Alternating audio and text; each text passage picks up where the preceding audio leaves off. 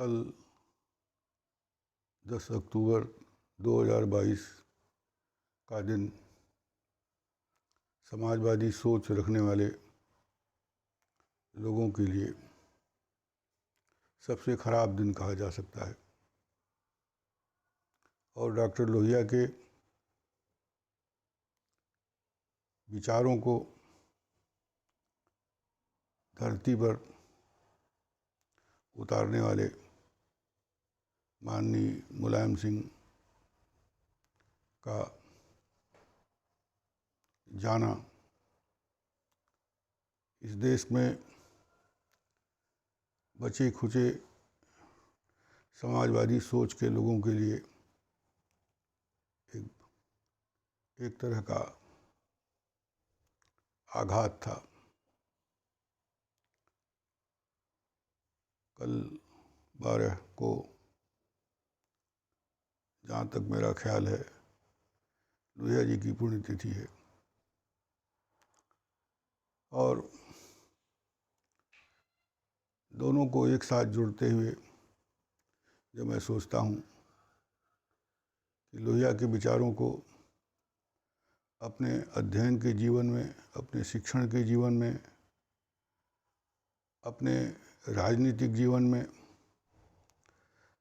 धरती पर ले आने वाले मुलायम सिंह, जिन्हें धरती पुत्र भी कहा जाता था, चले गए। तो जिस प्रकार की समाजवादी सोच की रिक्तता पूरे देश के पैमाने पर सामने आई है, विशेषकर इस देश के उत्तर प्रदेश में, जहाँ की परिस्थितियाँ कुछ विचित्र हैं, ऐसे में उनका चला जाना सभी को खल रहा है। मुलायम सिंह से मेरे निकट संबंध से स्वर्गीय छोटे लोहिया जनेश्वर मिश्र के कारण वे मुझसे लगभग 6-7 वर्ष बड़े थे, पर कम से कम मुझे जहाँ तक याद है 2 बार उनके साथ मंच पर बैठने का भी अवसर मिला था। उनके साथ होने, उनकी बात सुनने, उनसे मिलने का अवसर मिला था।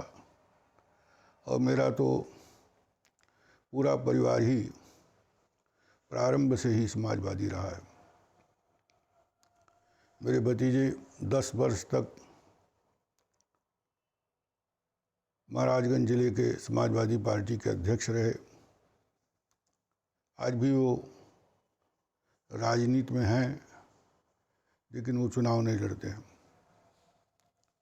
उनके बहुत से शागिर्द चुनाव लड़ते हैं, पर एक तरह से उन्होंने संन्यास सा ले लिया है। लेकिन उनके कारण समाजवादी पार्टी में बहुतों से परिचय हुआ, लोगों से भेंट होती रही और समय समय पर मुलायम सिंह की सक्रियता का मुझे ख्याल है। असल में पूंजीवादी वर्चस्व के बढ़ते समय में जब लोग समाजवाद को एक तरह से हाशिए की चीज़ समझ रहे हैं और इसे दूर की कौड़ी मान रहे हैं, ऐसी हालत में माननीय मुलायम सिंह का इस देश की धरती से चला जाना बेहद दुखद है। जो लोग ये मानते हैं कि समाजवाद एक परिकल्पना है, जो लोग समाजवाद के रास्ते से दुनिया को देखने की कोशिश करने वालों पर कटाक्ष करते हैं,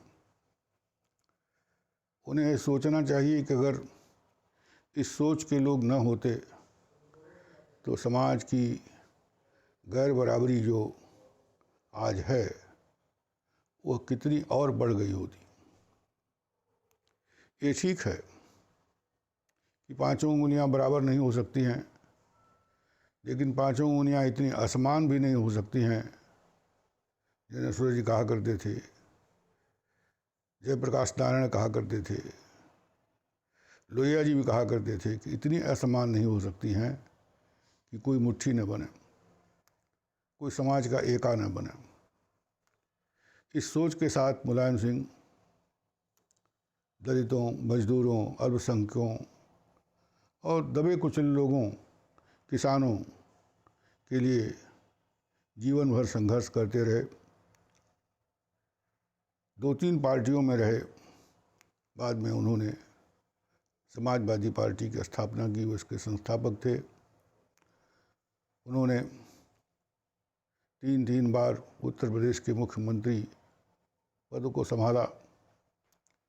वे भारत सरकार में रक्षा मंत्री भी रहे। पर उन्होंने खास तौर से उत्तर प्रदेश में हिंदी को लेकर और शिक्षकों की समस्याओं को लेकर जो काम किया, वो आज इतिहास के पन्नों में दर्ज है।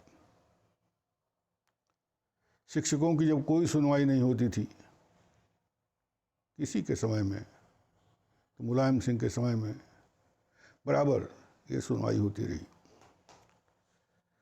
उन्होंने उत्तर प्रदेश के महाविद्यालयों और विश्वविद्यालयों के कार्य समय को 60 से 62 किया, तमाम विरोधों के बावजूद। और पहली मुख्यमंत्री होने के जैसा कहा था कि 10,000 रुपये तक किसानों का कर्जा माफ़, तो कुर्सी पर बैठते ही उसको माफ़ कर दिया। सचिवों के सलाह के बावजूद वे बराबर इस धुन में रहते थे कि कैसे छोटे लोगों को, समाज के कमज़ोर लोगों को, समाज के गुरुओं को, अल्पसंख्यकों को, मजबूरों को किस तरह से न्याय दिलाया जाए।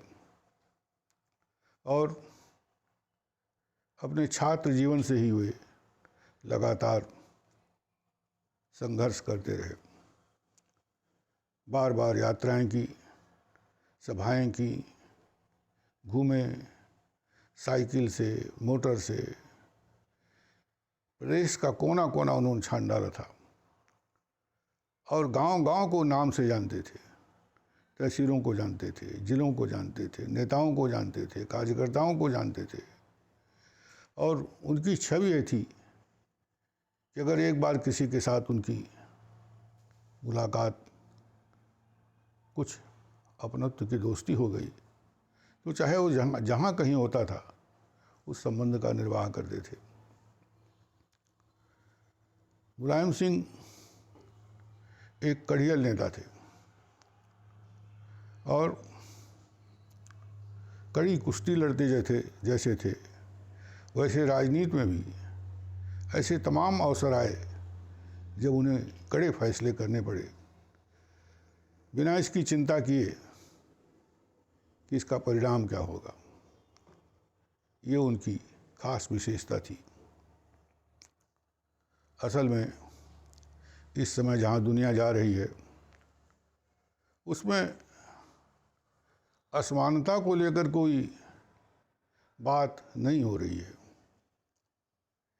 ये बात हो रही है कि कितनी जीडीपी है, कितने बाईवान हैं, कितने लड़ाकू सेना है, कितना इंफ्रास्ट्रक्चर है, क्या क्या है, कितना हमारे पास है, कितना लोगों के पास है, कुछ लोगों के पास है। उसके आधार पर सोच रखने वाले लोग, समाज को देखने वाले लोगों की संख्या बढ़ रही है। धर्म और संप्रदाय के आधार पर सोचने वालों की संख्या भी निरंतर बढ़ रही है। ऐसे में मुलायम सिंह का जो राजनीतिक व्यक्तित्व था, वो समाज के एक दूसरे पक्ष को पूरित करने वाला पक्ष था। ये देखने वाला पक्ष था कि अगर हम बहुसंख्यक हैं तो हम थोड़ा संतोष करें, जो हमारा छोटा भाई है जो अल्पसंख्यक है उसकी इच्छाएं पहले पूरी हों। समाज में जैसे, परिवार में जैसे कोई विकलांग होता है और पकौड़ी बनती है तो माताएं और परिवार के लोग पहले उसे पूछते हैं। अब एक दूसरी बात चल रही है कि इन्हें दबाओ, इन्हें कुचलो, इन्हें नष्ट नाबूद करो, और ये ख्याल न रखो कि ये छोटे हैं, समूह में छोटे हैं।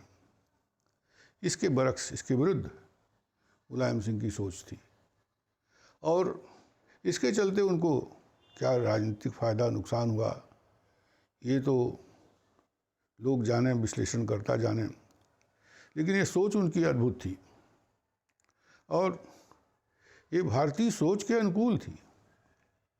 यहाँ गांधी से लेकर डॉक्टर लोहिया, जयप्रकाश नारायण, सबकी सोच यही थी, उदारता की सोच, महानता की सोच, बड़ा दिल दिखाने की सोच। अगर हम थोड़े शक्तिशाली हैं समूह के स्तर पर, तो हमें समूह के स्तर पर छोटे के प्रति दरियादिली दिखाना मानवीयता है, मानवता है, महानता है। और कुछ लाभ लोभ के लिए इस महान मूल्य को छोड़ देना एक तरह की, मेरी दृष्टि में, एक तुच्छता है।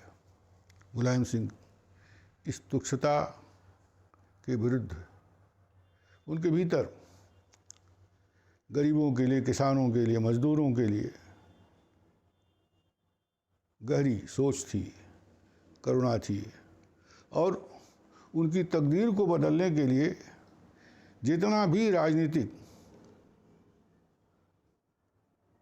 प्रयास हो सकता है वो प्रयास वो जीवन भर, जब तक सक्रिय थे तब तक करते रहे। पिछले कई वर्षों से वो अस्वस्थ चल रहे थे, इस नाते उनकी सक्रियता जरूर कम हो गई थी, लेकिन उनकी सोच के लोग और भी थे, विभिन्न पार्टियों में थे, ऐसा नहीं केवल समाजवादी पार्टी में, जगह जगह थे। वो एक सोच की विरासत वाले महान नेता थे, जो इसका कोई संबंध केवल एक पार्टी से नहीं होता है। वह जिस किसी पार्टी में रहे, इस सोच को दिशा देने की कोशिश करते रहे, चाहे वो चरण सिंह के साथ थे, चाहे किसी और के साथ थे। वो बराबर इस प्रयास में रहते थे कि कैसे जिनके साथ भी सत्ता और व्यवस्था, प्रभु वर्ग, अपने कर्म से वो कर्म करता रहता, लेकिन अन्याय हो ही जाता है, ऐसे कमज़ोरों के प्रति, उस कमज़ोरों के प्रति होने वाले अन्याय को उजागर करें। और सबसे बड़ी बात तो यह कि हम लोग हिंदी के लोग हैं, हिंदी को जितनी प्राथमिकता मुलायम सिंह ने अपने समय में दी, जिस तरह वो हिंदी के पक्ष में रहे और जिस तरह वो सोचते रहे, वो मानते थे कि भारतीय भाषाओं में सबसे शक्तिशाली भाषा हिंदी आगे बढ़े और भारतीय भाषाएं भी आगे बढ़ें, ताकि जो औपनिवेशिक सोच है, जो गुलाम मानसिकता है, जो दूसरे पर रुआब डालने की एक मानसिकता है, उस मानसिकता से ये देश छुटकारा पा सके। उनके सपने में समाजवाद था। कहा जाता है कि दुनिया के मनुष्यों ने जो दो महान सपने देखे हैं, वो ईश्वर के होने, अमृत के होने, और समाजवाद, बराबरी के सपने। हो सकता है कि ईश्वर की प्राप्ति न हो सकता है कि अमृत की प्राप्ति न हो सकता है कि समाजवाद संपूर्ण रूप से घटित न हो, पर जब ये सपने लुप्त हो जाएंगे, इन सपनों की बात करने वाले लुप्त हो जाएंगे, जब एक दूर का सितारा लुप्त होता है तो मंजिलें और भी खराब हो जाती हैं। कैसे कोई बात करेगा कमज़ोर के पक्ष में अगर यह सपना ही समाप्त हो जाए? ये नहीं भूलना चाहिए कि आदमी की ज़िंदगी जितनी यथार्थ पर टिकी हुई है उससे ज़्यादा उसके सपनों पर टिकी हुई है। सारी संस्कृतियाँ यथार्थ पर नहीं सपनों पर टिकी हुई हैं। सारी मनुष्यता, सारा धर्म, सारे ईश्वर यथार्थ पर नहीं सपनों पर टिके हुए हैं। और आप कल्पना कर सकते हैं कि अगर ये सपने समाप्त हो जाएं, इन सपनों को साकार करने वाले चिंतकों और राजनीतिक कार्यकर्ताओं, लेखकों, बुद्धिजीवियों की कतार ही खत्म हो जाए तो कैसी दुनिया बनेगी, इसकी परिकल्पना करके भी महान अवसाद होता है। आज मुलायम सिंह नहीं है, लेकिन मुलायम सिंह के विचार, उनकी राजनीतिक प्रतिबद्धता, उनकी धर्मनिरपेक्ष नीति, उनकी अल्पसंख्यकों के प्रति भावना, उनके भीतर किसानों, मजदूरों, गरीबों, कमज़ोरों के प्रति जो एक लगाव था, उनके लिए संघर्ष करने की मादा थी, उस मादा के लोग जहाँ तहाँ बिखरे हुए हैं और बीज का विनाश नहीं होता है। कहीं न कहीं इस विचार का, इस सोच का बीज भारत में भी और दुनिया में भी है। भारतीय समाजवाद दूसरे ढंग का समाजवाद रहा है और ये गोली का समाजवाद नहीं, बोली का समाजवाद रहा है। ये एक तरह का संभव समाजवाद की परिकल्पना वाला समाजवाद रहा है। और इसके समाजवादी पार्टी में जो बड़े नेता थे, आदरणीय जनेश्वर मिश्र, मोहन सिंह जी, ब्रजभूषण तिवारी जी, और उन सब के ऊपर मुलायम सिंह, जो न केवल सोच में बल्कि कर्म में लगातार उस समाजवाद की सोच को, चिंतन को धरती पर उतारने की कोशिश करते रहे। आज उनके न रहने पर मैं अपनी व्यथा व्यक्त कर रहा हूँ, और व्यथा केवल मेरी नहीं है, उन सब की हो सकती है जिनके मन में भी समाजवाद का सपना अभी किसी न किसी रूप में जीवित है। मैं उनके परिजनों के प्रति, उनके अनुयायियों के प्रति, उनके लोगों के प्रति अपनी हार्दिक संवेदना व्यक्त करता हूँ और ईश्वर से प्रार्थना करता हूँ कि परमात्मा उन्हें अपने श्री चरणों में स्थान दें और उनके समस्त परिजनों को इस दुख की घड़ी को झेलने का साहस और शक्ति प्रदान करें।